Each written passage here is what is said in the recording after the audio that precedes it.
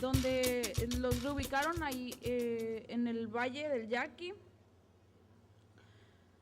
Y las condiciones de los lugares que les dieron no eran similares a los que ellos tenían. Por lo tanto, ellos batallaron en volver a...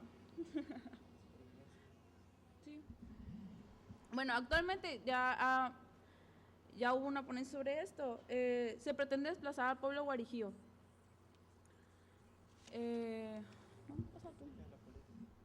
Pasa tú.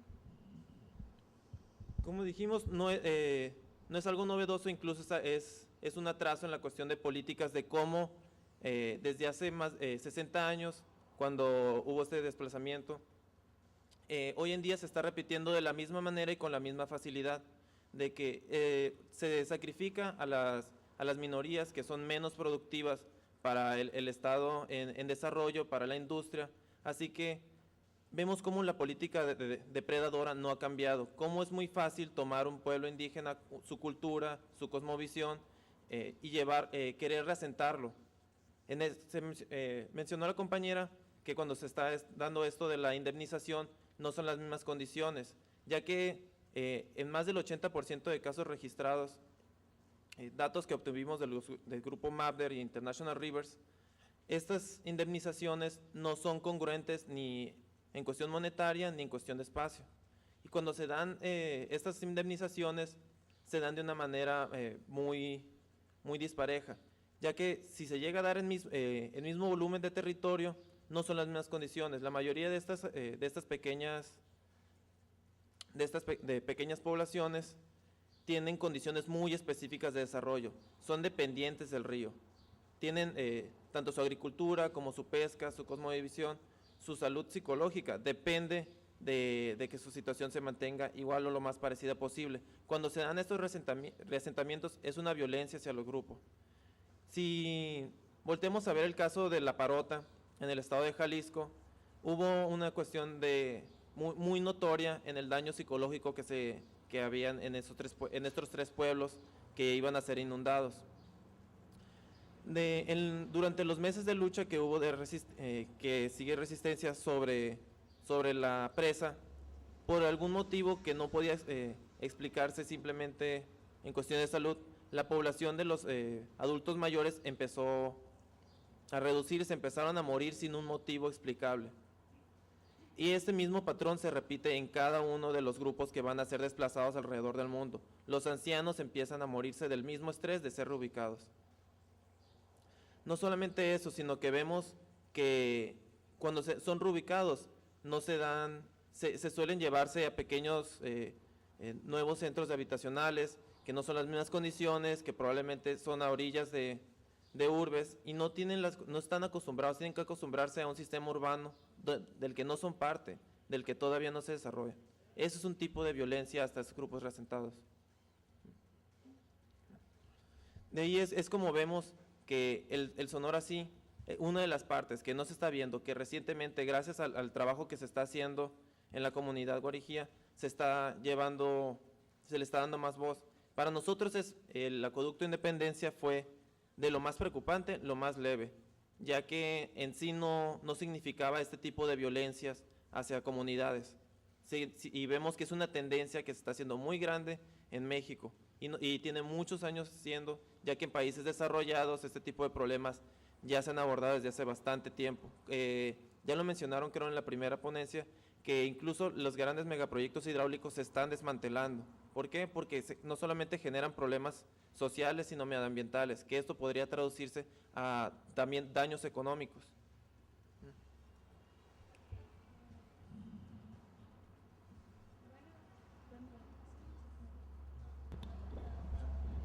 Bueno, como mis compañeros, yo les voy a hablar un poco. Continuaré el tema de los represos. En general, las presas se toman asociadas como un símbolo de bienestar y de progreso, de economía y de ingeniería, así es como nos las proyectan siempre. Pero se sabe que las presas aportan una multitud de beneficios y de ramas económicas a la sociedad, como por ejemplo la generación de energía eléctrica, el control de avenidas y el abastecimiento de agua para el consumo humano y agricultura y ganadería. Sin embargo, todos estos beneficios se tienen que contrapesar con los efectos perjudiciales que éstas manifiestan. No solamente los efectos económicos, sino también y muy principalmente los efectos sociales y ambientales. Desde la década de 1930 se inició con la construcción de presas en Sonora. La primera de ellas fue la Angostura o la presa Lázaro Cárdenas, que se inauguró en 1942. Durante la construcción de esta presa se promovió como un gran adelanto y la obra monumental de Sonora, que traería el bienestar y la grandeza a la patria. Era así como la pintaban en los periódicos de aquel entonces. Sin embargo, durante toda su construcción se pudieron observar varios obstáculos, no solo en el hecho de, como ya mencionó mi compañera, de los desplazados y ambientales del ejido Casa de Teras, sino también con los problemas con los mismos constructores que no les pagaban a los trabajadores y además de daños al ecosistema. Pero sin embargo vimos que durante toda la construcción en los periódicos de México y revistas nacionales se le dio un gran auge hacia y se le mostraba como una gran obra de ingeniería, una obra monumental, y se siguió muy de cerca su avance durante los años que duró su construcción. Esto lo podemos ver ahora incluso reflejado en el proyecto del Sonora Sí, que como ya hemos visto, encontramos en los panfletos, los folletos, los tours guiados, los espectaculares, los pendones, los cartelones, los spots, los mensajes, etcétera, etcétera, etcétera. Cuando se construye una presa, el impacto que tiene ambiental es inmenso, ¿no? Se alteran los ecosistemas de una manera regional, se altera el ciclo del río, no solo río abajo, sino también río arriba. Río arriba, los embalses destruyen los ecosistemas. Esto es por la inundación que causa cuando se taponea el flujo normal y se inundan las comunidades animales y humanas también, y de plantas. También disminuyen la fauna acuática. Al poner una traba en el curso normal, la fauna que viaja de un lado a otro pues ya no se puede mover y se alteran todos sus ciclos reproductivos y migratorios. Asimismo, las represas solo dan agua para la gente rica. O sea, por ejemplo, en el caso de la presa de los Pilares, se va a inundar a la gente del pueblo guarijío. Se piensa inundar a la gente del pueblo guarijío. ¿Y para quién va a ser pues el agua? Como ya hemos visto, para el distrito de riego, que son la gente adinerada. O sea, a las poblaciones que están en un estado de marginación no se les va a aportar todos los beneficios económicos que traerá la presa. O sea, simplemente va a ser para los adinerados que ya compraron los terrenos río abajo. Asimismo, las presas reducen las cosechas río abajo. Esto es, como taponean la salida y el curso del agua, pues solo dejan pasar el agua que ellos consideran, que mantienen las presas consideran que es agua sobrante. Entonces solo dejan pasar una pequeña porción de esta agua, y los pobladores río abajo y los campesinos y los agricultores y los ecosistemas se ven alterados, se ven en un estado de sequía. Esto también pasó durante la construcción de la presa La Angostura, que los pueblos de Óputo y etcétera no mandaban cartas desesperadas al presidente de la República diciendo que la presa les había taponeado el agua y ellos ya no podían, ni siquiera se podían abastecer para sí mismos con lo que cosechaban. También se zonifica el agua del embalse. Esto quiere decir que como el agua se queda estancada, por medio de los gradientes de temperatura, el agua más fría se va hacia abajo y los sedimentos también se asientan. Esto crea un enorme daño a la vida acuática, puesto que ya el agua no está corriendo y no se está renovando, no se oxigena. Y esto mismo causa, lo que comentaron ahorita, causa la proliferación de vectores y de animales transmisores de enfermedades, como el paludismo o el dengue incluso. Como la parte más relevante de todo es que se interfiere el curso normal del río. O sea, el río se puede decir incluso que es hasta un organismo. Este organismo tiene que llevar un ciclo y necesita cumplir con él para poder proveer de todos sus bienes y valores ecológicos. Incluso se dice que las represas pueden contaminar el agua, pues por lo mismo que les digo del gradiente de temperatura y de sedimentos, el agua que está más arriba o más abajo tiene concentraciones y cosas diferentes al agua que está arriba o viceversa. Entonces, cuando esta agua se usa para regar, se corre el riesgo de que se alcalinicen los suelos con los que se irrigó, los suelos en que se usó esta agua, que es lo que pasó con el Valle del Yaqui y la presa La Angostura. Al usar esta agua se salinizó el suelo y perdió su fertilidad. Ahora les quisiera poner otro ejemplo, que es la construcción de las presas en el río Colorado. La primera presa que se construyó fue la presa Hoover. Esta presa causó un gran impacto ecológico, aunada a todas las presas que se construyeron consecuentemente, incluso llegando a alterar los deltas y los ecosistemas costeros del Mar de Cortés, trayendo incluso catástrofes a la pesca y poniendo en riesgo a multitud de especies, entre ellas la totoaba y la vaquita marinas. Indirecta o directamente, esto se puede tomar como uno de los efectos perjudiciales que tienen los represos. Pero sin embargo resulta anacrónico decir que durante la construcción de las primeras presas se tenía que prever que iba a haber un impacto ambiental, porque en ese tiempo ni siquiera se tomaba en cuenta el ambiente, mucho menos como un sujeto de derecho. Entonces, no podemos decir que, ¿por qué no previeron que todo esto iba a pasar?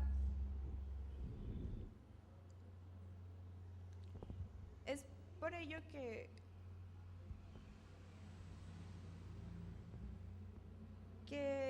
los efectos perjudiciales que hemos estado observando, pues de una manera ya no se pueden impedir, ¿no? Pero sí se pueden tratar de mejorar un poco. O sea, por ejemplo, las presas que se pusieron en el cauce del río Sonora han impedido que exista una correcta recarga de los mantos acuíferos de la cuenca más baja, que es lo que, y esto unado a la sobreexplotación que han tenido estos mantos acuíferos, principalmente en la ciudad de Hermosillo, pues podemos notar que tratar de tener mejoras en megaproyectos hidráulicos no nos va a asegurar seguir teniendo agua, porque ¿para qué vamos a traer agua desde tan lejos si aquí no se le da el valor que ésta necesita?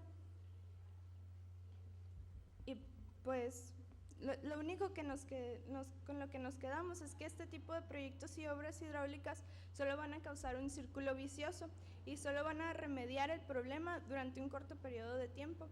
Quizás solo el tiempo necesario para que un político se pueda adjudicar la más grande obra de ingeniería en la historia de nuestro estado.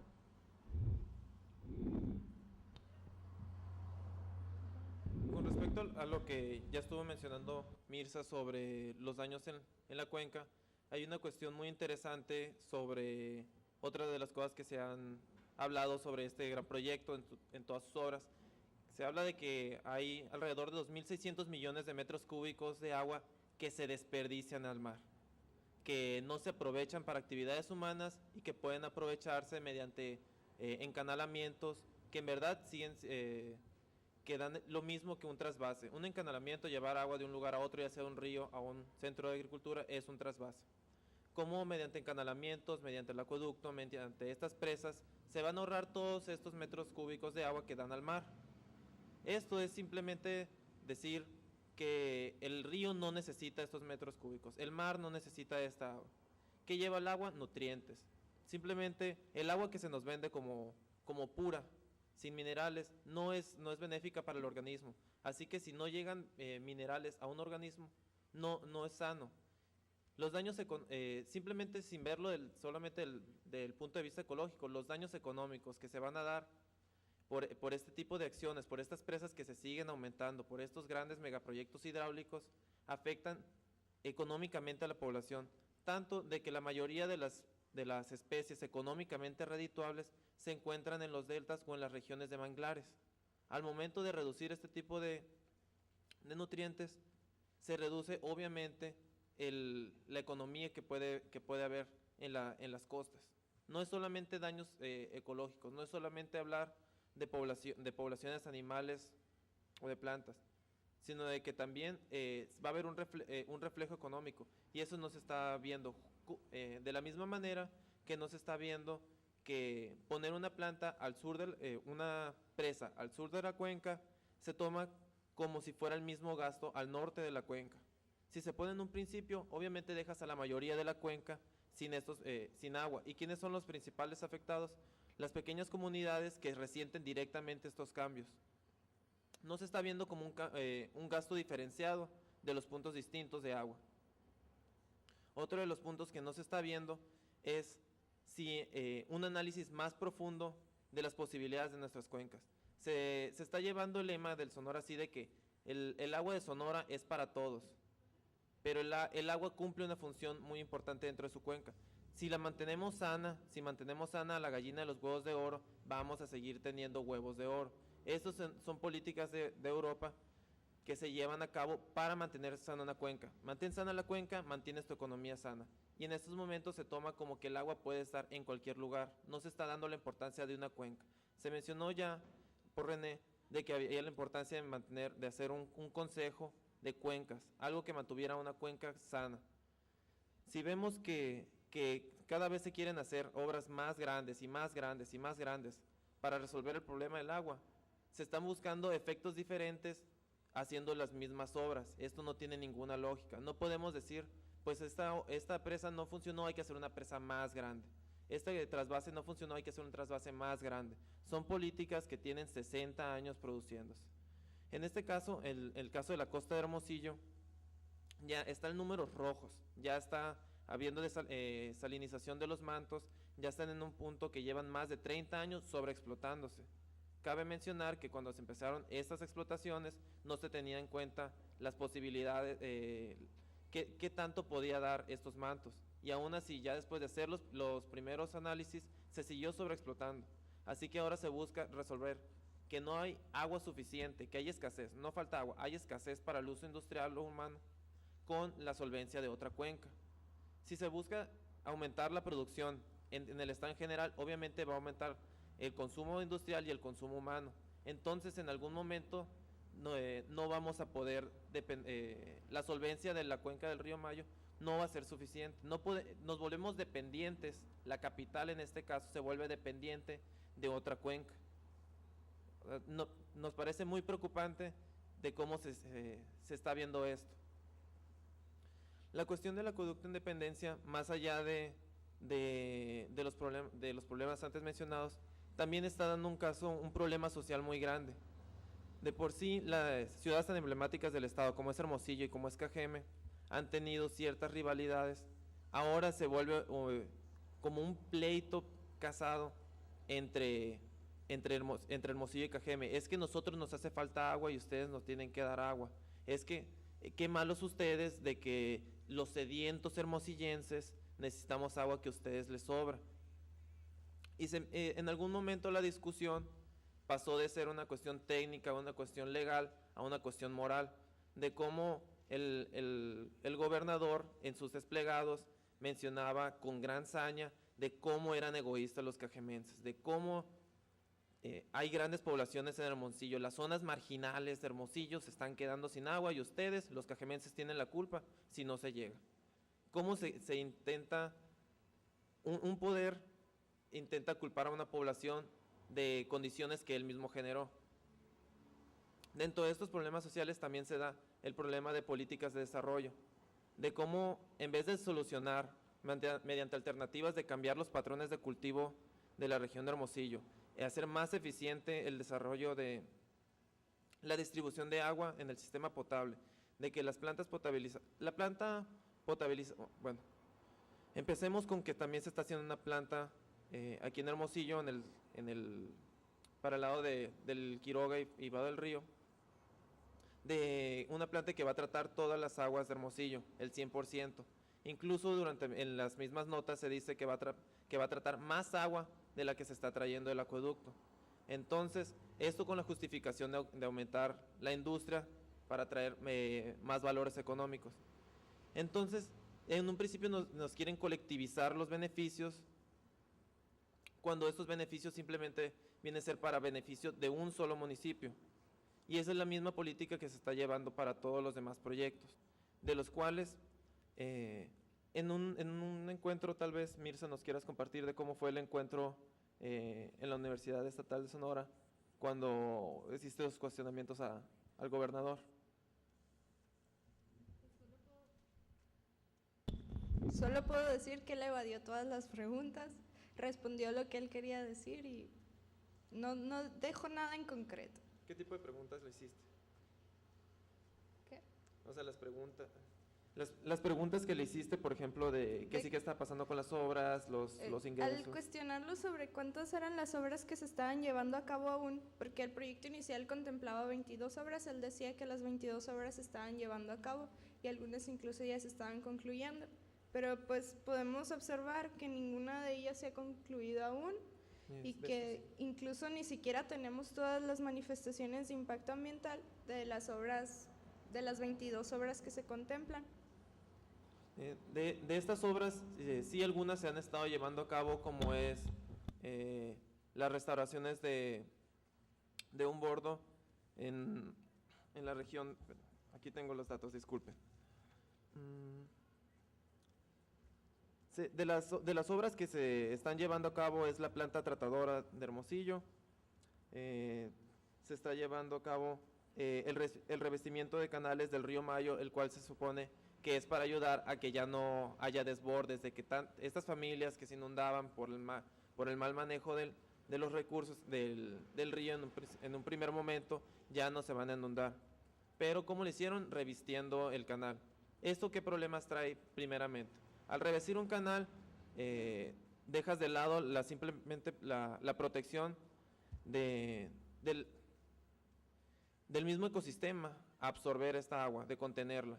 Los manglares en las costas contienen los grandes volúmenes de agua que llegan. En caso de tsunamis, en caso de tormentas, los manglares detienen estas grandes cantidades de agua, protegiendo gran parte de tierra adentro. Esto mismo se repite en los sistemas riparios.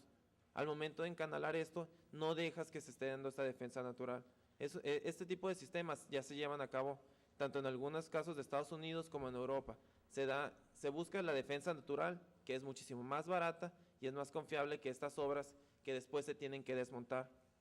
Incluso ya se están desmontando presas. El precio del desmontar una presa es el doble que el de su construcción. Y aún así ya tuviste un montón de consecuencias. Los verdaderos beneficiados fueron las constructoras y la deuda es colectiva, se vino de los mismos ciudadanos. Incluso se hacen más deudas. En estos momentos que ya salió otra vez a luz el problema del Plan Sonora Proyecta, tenía un costo del orden de los 10,000 millones de pesos. El Sonora sí tiene una cuestión de gastos muy confusa, que es del mismo orden. Algunos números, inicialmente los números en la página del Sonora sí nos daban 10,602 millones, pero en otros documentos que fuimos encontrando, como un cuaderno de notas del acueducto Sonora, del acueducto Independencia, se daba una tabla con las 22 obras del Sonora sí, que difiere en algunos momentos de otras tablas del mismo portal de información del Sonora sí, de desplegados que se han dado en el periódico. En esta tabla, que es de las notas del acueducto Independencia, vemos que el gasto es de 12.137 millones. Hemos encontrado de que no manejan datos exactos, no sabemos cuáles son los números correctos. En alguna reunión que hubo del movimiento No Más Impuestos, compadres, se le hizo una pregunta sobre los gastos que se estaban dando en el Sonora Sí. ¿Qué pasaba con estos gastos? ¿Dónde estaba todo desglosado? Dijo, es que los números que ustedes pueden ver en la página no son correctos, nosotros tenemos los correctos. Entonces, desde un inicio ya tenemos de que la información que se maneja públicamente no es correcta. Hemos visto muchos números distintos de cuánto cuesta el acueducto, de cuánto cuesta la presa Bicentenario. Tenemos gastos algunos que cambian incluso de 3,000 millones, cambios incluso de 60,000 millones en distintas obras. No sabemos en verdad cuál es el gasto. Nosotros hicimos una serie de solicitudes tanto al FOSI como al Sistema de Infomex Nacional de qué tanto se estaba manejando. No hubo una respuesta sobre estos documentos después de los lapsos límite. Después de los análisis que hicimos en las gacetas semanales de Semarnat, nos encontramos que de las obras que se están llevando en Sonora son distintos grupos. Los principales, pues la Comisión Estatal de Agua, que está llevando las plantas tratadoras de agua. Después nos dimos cuenta que el FOSI, que tiene 22 obras dentro del el Fondo de Operaciones de Obra del Sonora Sí, solo es responsable del acueducto y de la planta potabilizadora que ya les mencioné aquí en Hermosillo.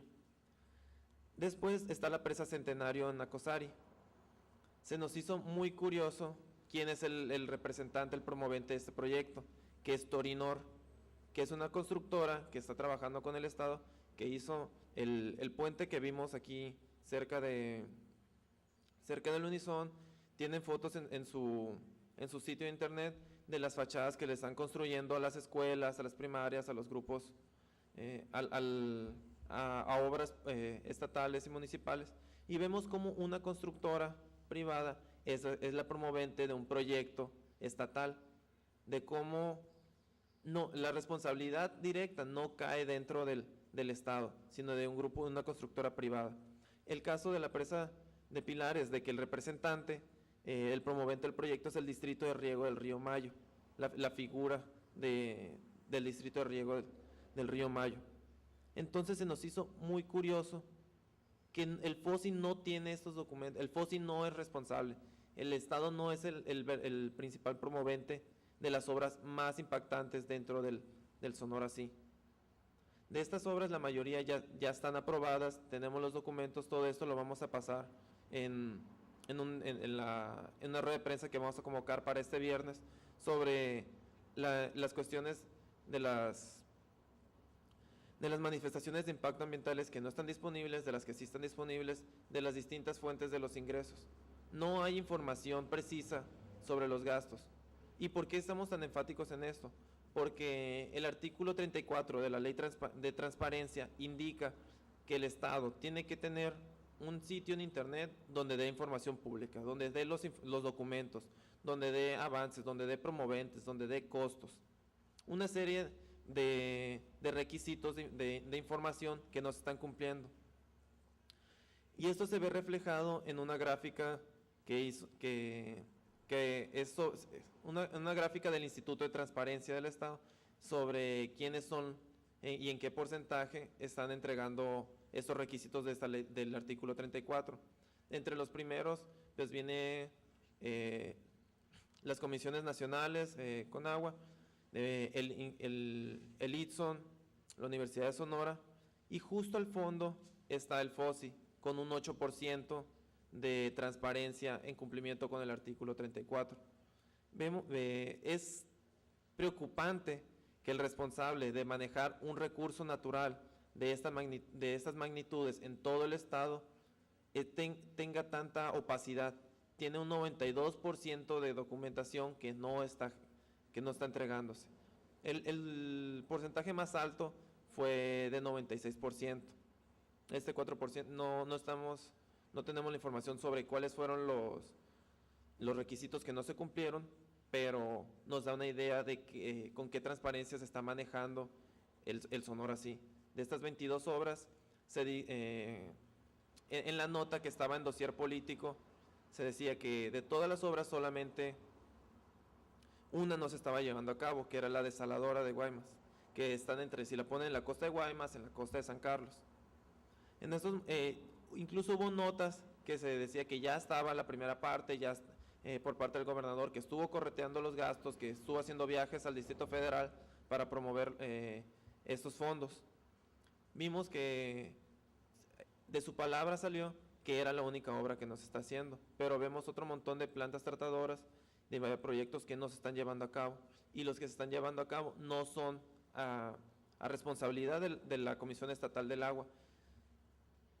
Entonces, hay mucho que no se sabe, y no es que no haya investigación. Estuvimos haciendo durante más de 3 años, indagando sobre esto. En el portal del Sonora Sí, los únicos documentos que ahí podría decirse completos son el Acueducto Independencia, pero el Acueducto Independencia es solo una de 22 obras. Al menos la cuestión de la presa Centenario, de la presa Bicentenario, de la presa Sinoquipe, que ya se está promoviendo de nuevo para la misma cuenca del río Sonora, debería ser cuestiones de anteproyectos, al menos, documentos que ya tendrían que estar en este sitio. Es muy difícil indagar en este tipo de proyectos tan celosos, ya que siempre que se tiene este tipo de ambiciones es muy desdeñosa la actitud del gobierno al cuestionamiento público. Vemos cómo las consultas públicas son un aviso. No es en sí, vamos a ver cuál es la opinión, digan ustedes qué piensan del proyecto. En una reunión que tuvimos con el exalcalde Gándara sobre lo que se iba a hacer en el Parque Madero, de que se quería poner una laguna, que se quería poner lanchitas, que pues ahorita ya está cercado. La respuesta sobre las consultas públicas dijo, es que es algo que alenta los procedimientos, que alenta el proceso de desarrollo. Además, ustedes los ciudadanos ya votaron por nosotros, para que nosotros tomemos las decisiones en representaciones, así que aténganse al voto. En otras palabras, ustedes ya no tienen nada que decir o cualquier frase que ustedes ya se imaginen. Entonces vemos que tanto desde lo municipal en lo estatal no hay una voluntad de dar información, no hay una voluntad de consulta, no hay una voluntad en decirnos qué se está haciendo con algo que es nuestro. El agua es un recurso humano que no se está apreciando, que se está exportando agua, que es un concepto de agua virtual, de cómo se está dando el concepto de 80-20, donde el 80% en general de lo que se cultiva se exporta. Por eso es redituable darle mucha agua a cultivos que no son de la región, que te consumen entre 8 y 20 veces más por no ser de la región, como es la uva, como es la sandía. ¿Por qué? Porque al momento de exportarlos generan este gran dinero, dejando todas las consecuencias en nuestro estado o en cualquier lugar que se den estas mismas prácticas. Hay alternativas, pero no son igual de redituables y no se pueden partidizar. No pueden decir, no pueden no inaugurar una obra. Se busca, está la práctica desde hace mucho tiempo de partidizar las obras y los megaproyectos. Que en el gobierno de Burs se hicieron tantos puentes, se hicieron tantas carreteras, que ahora con Padres se hicieron tantas presas y generaron beneficio. Que generan un beneficio, sí, los agricultores, de todos los impuestos que se puedan llegar a pagar dentro del estado, del crecimiento que puedan tener una ciudad. ¿Cuánto dura estos beneficios? Menos de 20 años, incluso menos de 10 años dependiendo. Y donde las consecuencias son a más largo plazo, donde se tienen que hacer obras más grandes o más complejas para intentar aliviar estos problemas. Pero vemos viendo que estas soluciones son las mismas obras que causaron el problema. Hay una política de desarrollo muy atrasada, muy errónea en cuestión de desarrollo, que no se está evolucionando en México. Los grandes países primermundistas, donde se supone tomamos estas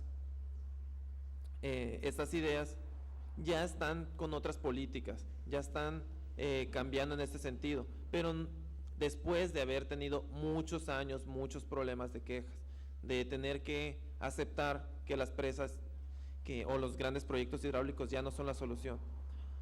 En este momento no les tengo el año exacto, pero creo que fue en el año de los 80 donde Estados Unidos, en la reunión internacional de presas, dijo lo siguiente: nos hemos dado cuenta que las presas y los grandes proyectos hidráulicos crean más deuda y problemas sociales y ambientales de los beneficios que nos generan. Así que la era de los grandes proyectos hidráulicos en Estados Unidos ha terminado.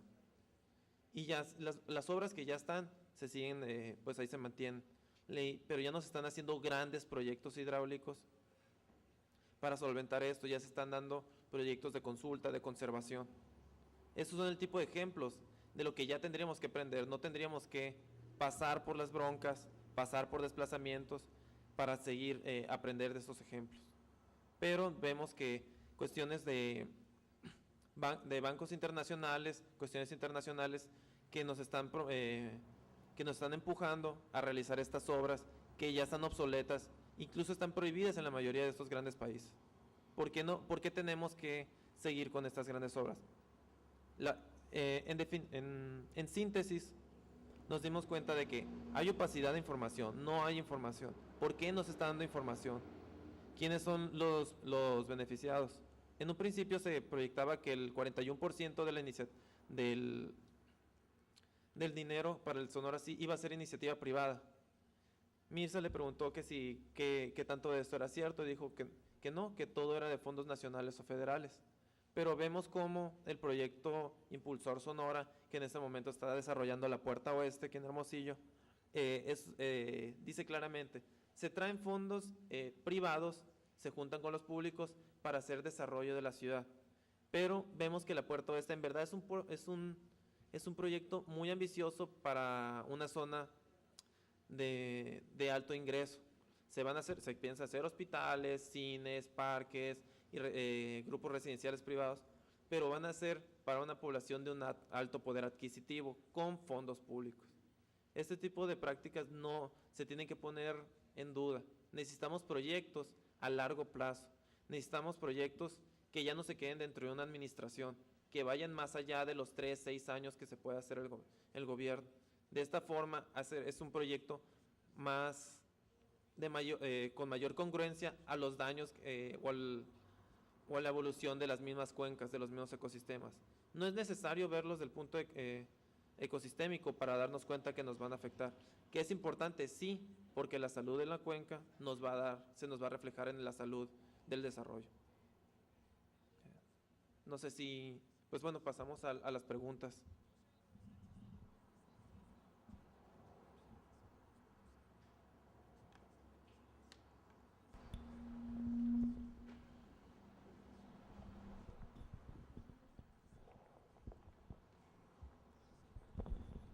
Oigan, pues yo más que una pregunta, me emociona mucho oírlos, me late mucho. Yo los felicito porque tengan no solamente la inquietud, sino el tesón de estar duro y dale. Y esperamos más de uno aquí, que no se quiten, ¿no? Porque somos realmente muy pocos los que nos estamos movilizando para esto, tenemos que ser muchos más. Y a mí me encanta verlos a esta edad, con esa profundidad, con esa perspectiva. Yo los felicito, no le saquen al parche, síganle, aquí estamos los demás, vamos a conectarnos, vamos haciendo un tejido un poco más denso, apoyémonos de ida y vuelta en el sentido de que nosotros traemos un proceso, pero se necesita esto, como tú dices, en el largo aliento. Entonces sí tenemos que brincar de una generación a otra para poder hacer algo, porque sí está muy mala cosa. Yo los felicito mucho. Gracias. ¿Algún otro comentario? ¿Pregunta?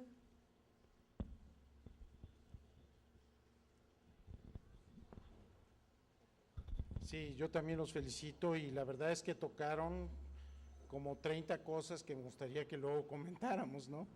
Pero desde el punto de vista, se mencionaron los servicios ambientales en la primera ponencia que están subestimados, y ustedes mencionaron la experiencia en el río Colorado, la experiencia en los manglares, el valor económico que eso representa, no solamente para desde el punto de vista de protección contra inundaciones y tormentas, sino desde el punto de vista comercial, de pesca comercial, que una hectárea de manglar vale como 300,000 pesos al año, y que realmente nuestros manglares están apenas sobreviviendo. No, les quitamos ya todo el agua, los ríos dejaron de ser ríos y todos los servicios ambientales de los corredores riparios realmente no existen en Sonora, ¿no? Y la parte saludable de los ríos, que es arriba de las presas, ahí vamos junto con la presa de los Pilares destruyéndolos también, ¿no? Entonces, sería interesante revisar unos criterios que se desarrollaron para la frontera que le llaman criterios de sustentabilidad y criterios de alta sustentabilidad, y esos criterios que están en el internet los pueden buscar. Uno de los grandes énfasis es el acceso a la información y la oportunidad de participar. Y lo que dices de que no haya información, que no tenemos acceso y todo, eso es súper importante, porque eso quiere decir que salimos en la época del colonialismo y que realmente el gobierno está haciendo las cosas como las solía hacer antes, ¿no? Pero ahora lo que mencionaron es que no quedarnos con los brazos cruzados y realmente estar cuestionando, bueno, ahora dices el Sonora, sí que es interesante que es el Sonora integral, así es como lo dicen, pero que realmente integral no tiene nada, no está considerando muchos de los aspectos ni sociales, ni culturales, ni biológicos, ni de medio ambiente, ni nada, ¿no? Y desde luego que sería interesante decir o hacer el ejercicio de que el presupuesto que se están ganando al final de cuentas es el presupuesto del pueblo al ser gasto público, y no solamente se lo están gastando, sino están echando a perder gran parte del patrimonio del Sonora, ¿no? Entonces es un doble gasto, el gasto que hacen del dinero o el mal gasto, y además la destrucción, que eso tiene implicaciones en el patrimonio de todos los sonorenses, ¿no? Entonces, pues sí, la tarea todavía es muy a la larga, y sería interesante también, no sé, el colectivo No, ¿qué significa no? Es como una neoorganización de los sonorenses o algo así. Bueno, pues felicidades entonces. Gracias. Tal vez como otro comentario que de repente pues entre las pláticas se me fue, es de cómo no solamente, vamos a empezar de abajo, de cómo al momento de hacer una pequeña obra a nivel municipal, no sea, ya sea la construcción de una plaza, la construcción de una casa, u otro tipo de cuestiones como parques, primero se deben hacer, tener ciertos permisos o ciertos estudios para llevar a cabo esta obra. A nivel municipal se intentaba llevar los cambios en el Parque Madero sin tener estos estudios previos. En el caso del Sonora sí, es la misma práctica, ya es una práctica de hacer obras sin tener los proyectos previos, de iniciar, simplemente podemos construir, sí, bueno, hay que empezar a construir. Ya después en la marcha ya veremos cómo conseguimos lo demás. Así es como empezó aquí el acueducto, incluso se aceptaba, sí, no tenemos los análisis, no tenemos estudios, no tenemos los permisos, pero pues ya irán ser, ¿eh? Pero sí, pero suena bien, suena interesante los beneficios que podemos lograr. Retomando el hecho de que el agua de Sonora es para todos, así que hay que repartirla en todo el estado. No tiene ninguna lógica como lo mencionaron dentro del proyecto hidráulico del noroeste, de que como aquí hay más población y hay menos agua, y en Nayarit hay menos población, pero hay más agua, entonces suena lógico traer el agua desde Nayarit a través de acueductos hasta Sonora, que de hecho tiene mucho, algo así como, ¿qué serán? 30 años promoviéndose para la construcción de presas donde se va a ir concentrando el agua y se están haciendo los trasvases para ir pasando el agua del centro-sur, donde no hay áreas de cultivo muy benéficas, al norte, donde hay grandes áreas donde se pueden hacer estos cultivos si hubiera el agua. No suena lógico para mí, no le ha sonado lógico a nadie al que se lo he contado, así que no sé dentro de la lógica económica a quiénes le resulta lógico, a quiénes son estos beneficios. Entonces entramos en lo mismo. ¿Quiénes son los beneficiarios? ¿Dónde está la información?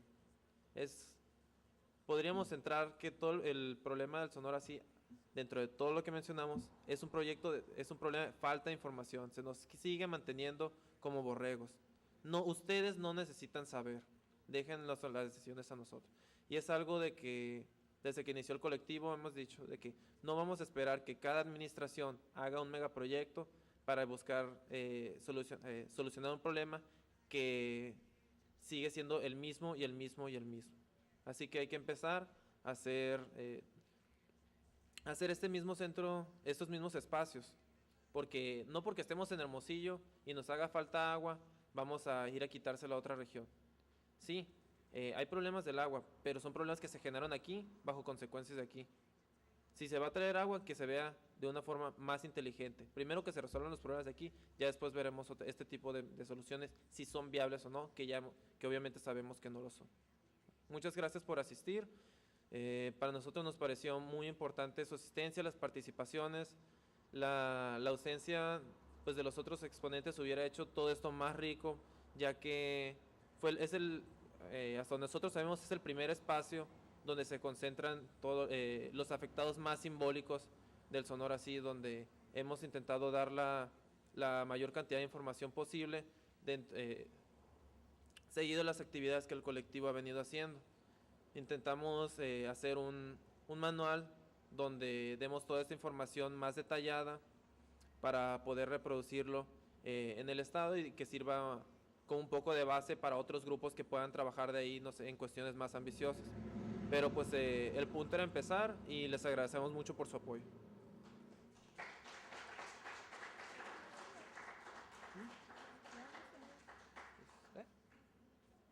¿Más dudas o más, no sé, comentarios o cuestiones? Bueno, muchas gracias.